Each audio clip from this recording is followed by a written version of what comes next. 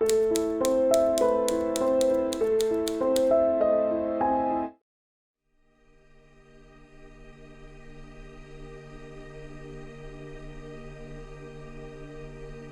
Man Who Saw the Light Over Winter Hill by Ian Gordon.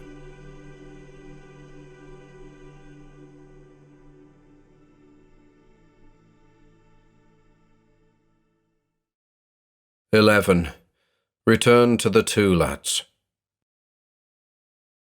Had I caught something? Been exposed to something? I'd heard terrible accounts of people exposed to the smallest amounts of radiation who had practically come undone in a relatively short period of time. The idiot that I am, I went after my doppelganger that night without a plan, no preparation. What on earth was I thinking? I should have at least told Rosie. I couldn't trust the police. Well, they were in on it as far as I was concerned. Possibly not at the beginning when my double was arrested, but after that silver car came into the picture, who can say? Nevertheless, 2 days had passed since the barking incident with Jolly, and I hadn't seen a single patrol car. I hadn't seen the Vento either. Was there an overarching plot? If I was at the centre of a conspiracy, I sure as hell wished they'd get it over with. Such were my thoughts as the tedious hours slipped by. Frequent trips to the mirror in the bathroom were irresistible, despite the horrors I continued to encounter there. My skin had become dry and flaky in places, and I couldn't resist picking at it. It was like peeling a roasted onion. My eyes were bloodshot, and my vision was deteriorating. I'd resorted to wearing my reading glasses round the clock. I was at the end of my thread with it all, and should probably have asked for help, but to whom could I turn without dragging them into this mess with me? I was left with two choices. One, continue to decline in isolation with 1,000 unanswered questions swimming in my throbbing head. Or two, take some affirmative action while I was still physically capable of doing so. And with that in mind, and this was just yesterday, I decided to head out once again, to comb the moor for further evidence of the strangeness that had caused my present condition. But this time, I prepared myself. I ate like a pig, filling up on calories, hoping that the grub would provide me with enough energy to complete the journey up to Winter Hill on foot. I couldn't take the car. Though it hadn't snowed for several days, temperatures had plummeted, making the roads icy and treacherous, the worst of which would be the service road up to the mast. With the advent of darkness, I wrapped up and sneaked out the back of the house. What a slow and painful hike that was. Unsteady and limping, the 2-mile journey to the two lads was the most difficult journey of my life. With every stride, my thighs screamed in protest, the soles of my feet burned, sending forks of flame shooting into my calves. My spine was stiff as a rod, forcing me to stoop forward as I went, putting tremendous pressure on my neck.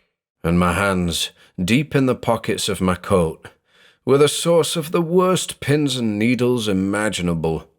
That trek was torture. I don't know how long it took in the end.